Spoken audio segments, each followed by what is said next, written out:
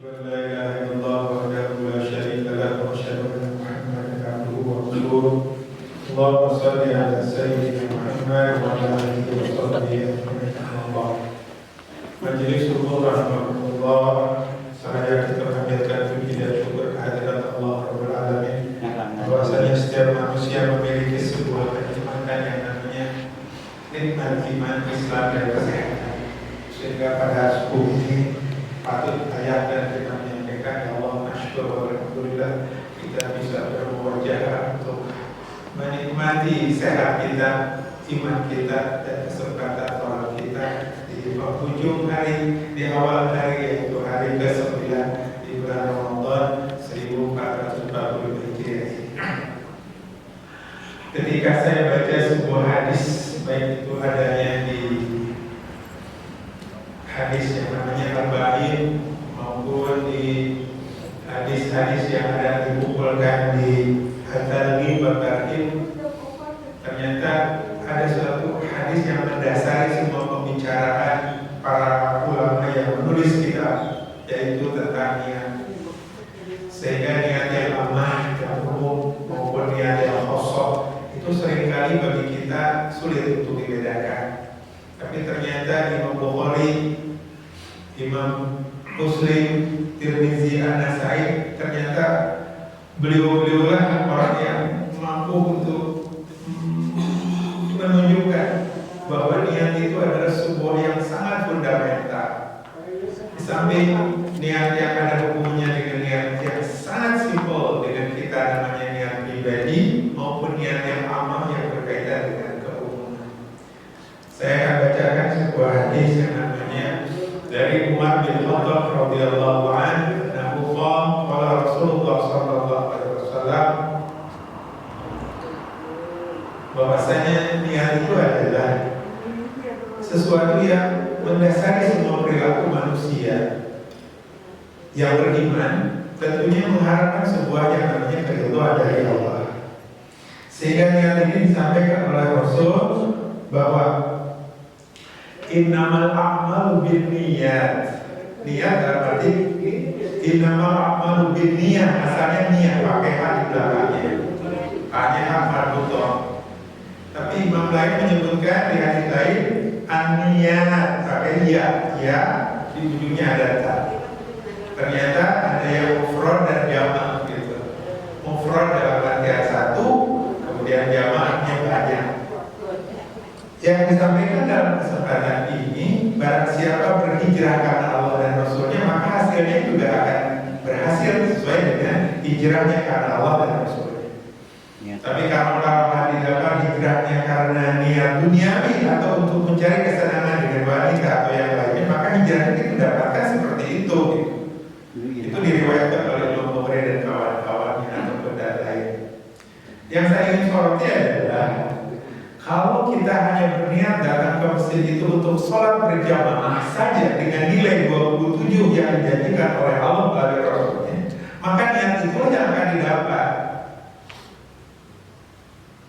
Tapi kalau kita menggunakan kata an-niyat, pakai niatnya adalah di belakangnya ada alif dan ta, bukan ta marbutoh, maka itu niatnya banyak.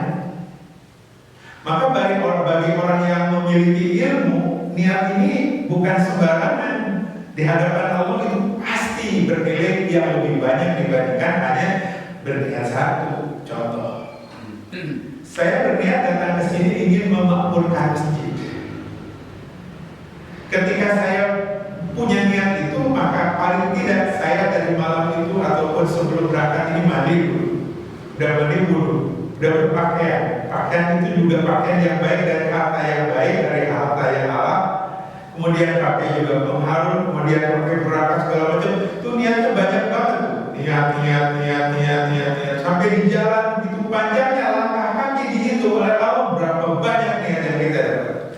Datang ke sini kemudian sholatnya adalah mungkin saja di syukur wudu, mungkin sholat tahiyatul masjid, ikut wirid, ikut berjamaah pun begitu banyak sampai silaturahmi sekalipun begitu banyak niat yang kita lakukan sebagai seorang yang memiliki ilmu antara niat dan niat tentunya ini memiliki nilai yang sangat banyak di hadapan Allah. Walaupun kita sendiri, dengan menggunakan kalimat itu, niat itu, maka Allah memberikan, kalaupun memberikan satu kebaikan, maka Allah manja bil hasanati falahu asyur. Kalau kita punya satu, itu punya 10. Bayangkan kalau kita punya 10 kali 100, bahkan Allah punya kewenangan untuk meniadakan mau 100 atau 700, itu hak Allah, hak prerogatif Allah, itu adanya. Tapi bagi kita, seorang yang memiliki kesempatan untuk bisa meningkatkan sebuah ibadah yang bernilai amal lebih, tentunya dalam puasa pun kita bukan hanya gugur kewajiban karena tidak makan, tidak minum, tapi semua atribut saum itu kita lakukan niatnya banyak banget. Dan pasti Allah akan memberikan apa yang disebutlah Allah Ta'ala dengan catatan bahwa yattaqillah ayatullahu makhraja wa yarzuqhu min haitsu la yahtasib. Bayangkan orang kita dengan bahasa Quran itu. Jadi kita puasa itu hanya ujungnya takwa. Tapi ketika takwa diterjemahkan, diintegrasikan dalam sebuah kehidupan yang makro, maka kita bisa bernilai sebagai seorang yang namanya yang banyak amalnya di hadapan Allah. Tapi kalau kita menggunakan bahwa saum itu hanya gugur kewajiban, selesai itulah. Nilainya cuma itu. Na'udzubillah min dzalik. Kalau kita sudah berumur mendekati sesuatu yang namanya bisa doakan, tapi kita masih berniat seperti tadi, itu kebalik hidup kita ini. Makanya mumpung kita punya kesempatan untuk mengisi di hari-hari berikutnya, jadikanlah setiap niat itu, kalau di hadis Rasul tadi, bahwa segala sesuatu itu kembali kepada niat kita, maka jangan abaikan niat itu. Hadis lain juga menyebutkan, Rasul ketika dihadapkan istrinya Aisyah, dia menyatakan, kalaulah di sebuah tempat itu datang sebuah gerombolan ataupun orang yang akan merusak, maka semua yang dilewatinya dirusak. Apakah itu yang melawan atau tidak melawan? Pada di situ ada pasar, ada orang yang bekerja, ada apa, semua dirolak dan sekali dirusak gitu. Sampai yang terjadi nanti dibangkitkan sesuai dengan niatnya masing-masing. Jadi kalau kita niat duduk di sini adalah taklim, niat kita adalah menaikkan derajat keilmuan, ditambah dengan silaturahmi.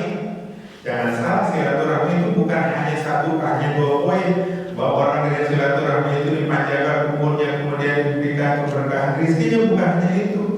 Tapi ketika di surat Al-Imran disebutkan, ya Allah, kalau Engkau telah memberikan petunjuk pada kami, jangan rubah petunjuk itu, dan jadikanlah sebuah kesempatan nanti kami berkumpul dengan orang-orang yang pada saat itu melakukan suatu kesempatan bersilaturahmi.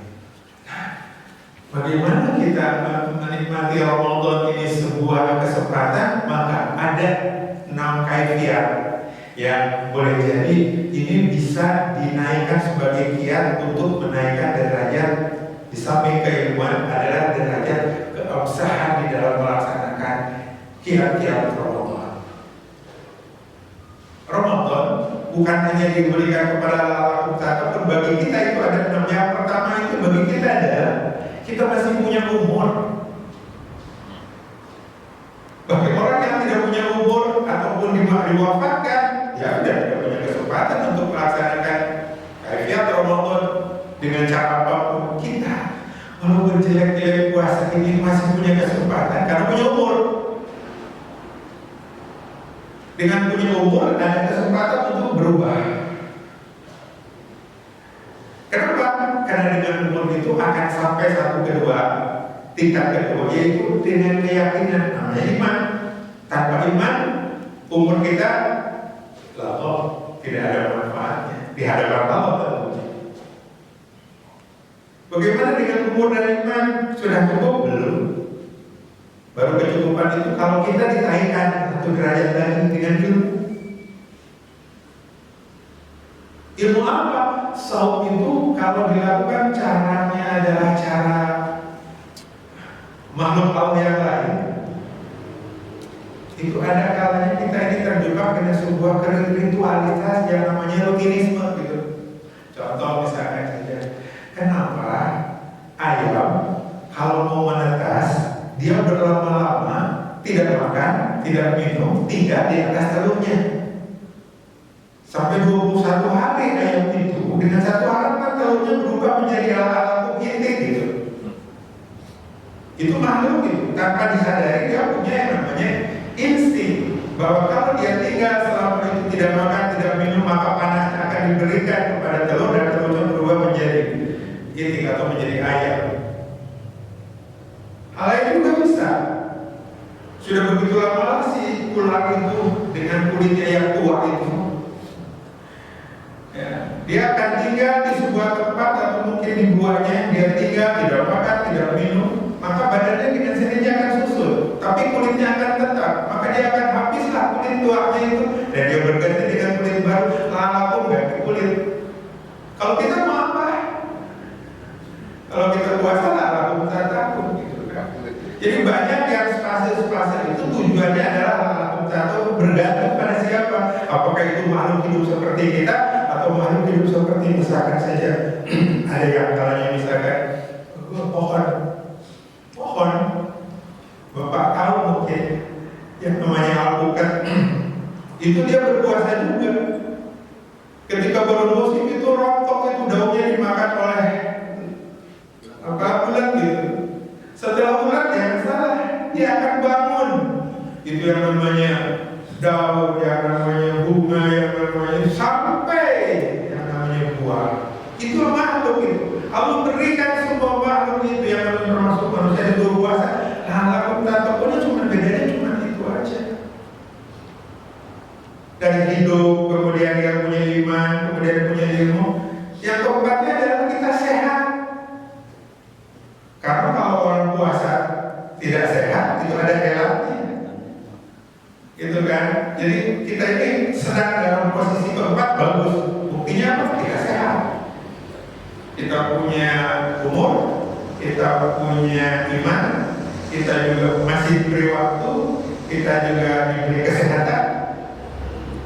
Apalagi kita masih punya kesempatan untuk terus berkiprah menaikkan derajat manusia lemah menjadi manusia kosong, dari manusia yang umum menjadi manusia yang khusus. Karena kalau manusia umum itu ya itulah. Jadi ada yang puasa setengah hari, ada yang puasanya kelihatan kakinya saja, ya, dan seterusnya saja. Itu puasa yang umum-umum saja. Kita itu mau naikkan derajat puasa yang kosong, lebih-lebih kalau khususnya khusus. Kenapa? Karena yang khusus itu fokus. Niatnya dari malam itu bekerja, nama itu sholat wadid dan yang bersyahri dan seterusnya. Kita sudah nazar maaf besar itu total, berarti kita ini sudah memiliki sebuah kaifiat untuk sampai hingga ke depan untuk menaikkan yang namanya lillahi kalimatillah, hanya semata-mata karena Allah. Ketika kita awal Ramadan itu ada kita mengambil kaifiat atau mengambil niat dari Imam Maliki. Ada juga yang mengambil dari Imam Syafi'i saja. Karena kalau niat dari Imam Syafi'i itu setiap malam nawaitu, kalau tidak nawaitu batal puasanya. Tapi kalau kita menggunakan faham Imam Maliki, maka di awal Ramadan kita menyampaikan nawaitu shauma syahri Ramadan hadisanati iman wa tisaban lillahi ta'ala. Niat aku puasa 1 bulan Ramadan tahun ini lillahi ta'ala, aman. Jadi di dalam puasa ada yang kita mengambil faham Imam Maliki. Sampai ketika haji pun kita bisa mengambil faham Imam Maliki ketika wudu. Di haram itu yang namanya baik itu, yang namanya tawaf maupun sa'i itu antara laki dan perempuan itu begitu. Kalau menggunakan Imam Syafi'i konsepnya wudu terus. Wudu lagi kapan selesai? Itu adalah bagaimana kita dengan ilmu bisa mengambil. Kenapa? Karena faham itu adalah diberikan kepada orang yang berakal, fikih gitu.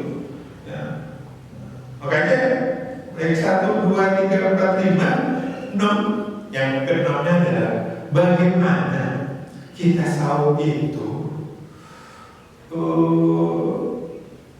menunjukkan sebuah karakteristik di mana sahur itu memberikan hak kepada kita. Bahkan hak itu adalah wajib. Kapan iftar atau buka puasa itu hak. Nah, ketika itu ada panggilan. Orang cerdas itu tidak ujug-ujug Allahu Akbar, Allahu belok gitu. Sukro, baso, misro, dan macam roh masuk. Ibu naudzubillah jangan begitu. Kenapa kita sahur? Kita sahur karena diperintah Allah. Siapa yang perintah Allah? Tapi Allah pada saat itu menyebutkan Allahu Akbar, Allahu Akbar, Allahu Akbar. Ayo sholat, ayo sholat. Jangan ujug-ujug. Orang cerdas, orang baik, orang pintar dan punya ilmu nggak bakalan ujug-ujug. Kenapa? Karena dia sadar bahwa ketika dia iftar itu diperintahkan untuk berbuka, tapi siapa yang memerintahkan kita menyampaikan rasa syukur, maka kita doa. Selesai, Allahu Akbar, Allahu Akbar, selesai, maka itu ada doa. Allahumma rabba hadhihi da'wati tamah as-salatil qa'imati Muhammadan wasilah wal fadilah was-sarfa wad darajat aliyah dan seterusnya. Disitulah nikmatnya buka puasa ketika kita mendengarkan adat. Jangan ujung-ujung kayak buka bersama. Buka bersama itu lihat nanti saudara. Orang itu jangankan menunggu selesai ada. Itu sampai ya terjadi pergumulan sesaat gitu ya, suruh mencari pol. Kita usia yang seperti ini dari paham tentang keilmuannya, mboknya tahan sampai 2 menit gitu ya, untuk menikmati azan itu panggilan Allah. Kita dipanggil, gitu kan? Nah, setelah selesai itu terbaik iftar. Secukupnya Rasul mengajarkan dengan Quran, kita mengajarkan dengan cara lain. Tapi disitulah kesempatan untuk menikmati bahwa kita menyebut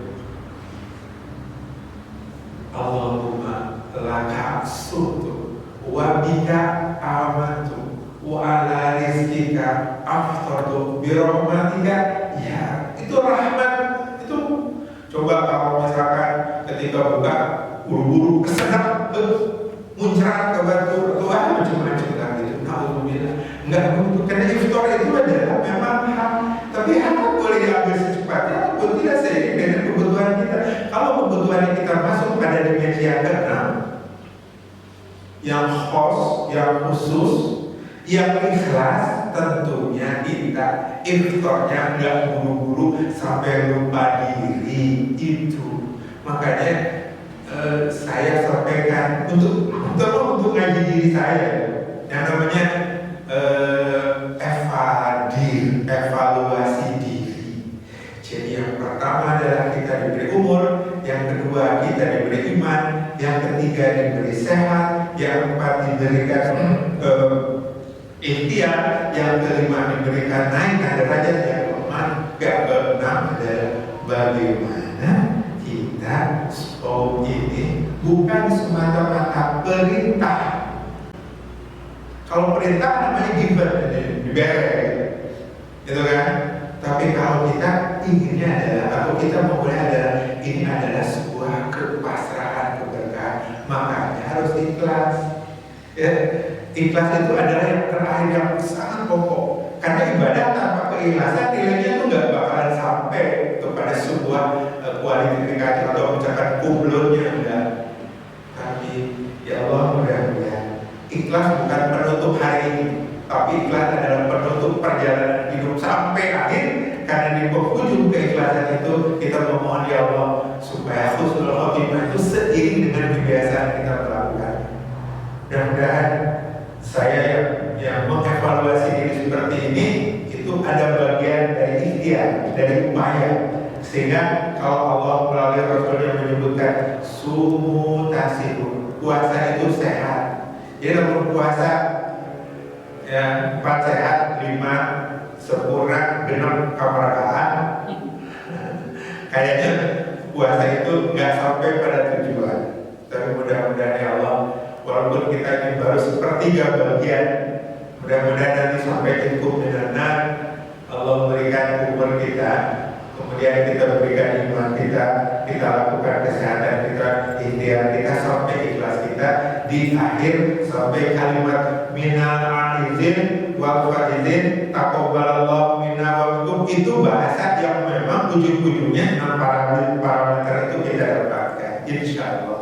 Mudah-mudahan saya nggak banyak menyampaikan hadis karena memang untuk sampai kata niat saja itu banyak banget dan panjang banget. Saya tidak bisa baca semua, gitu kan. Tapi dengan izin Allah, maka pada hari ini kita bisa bersilaturahmi untuk menyampaikan hati kita. Ya Allah, jadikan kesempatan ini adalah intan surullaha yansurkum wa yusabbit aqdamakum. Apabila kita menolong agama Allah dengan puasa, sholat, zakat, doa segala macam, maka Allah pun akan menolong kita dengan cara wa yusabbit aqdamakum. Hidup kita ini aman karena Allah berikan sebuah sabit kekuatan di dalam kita.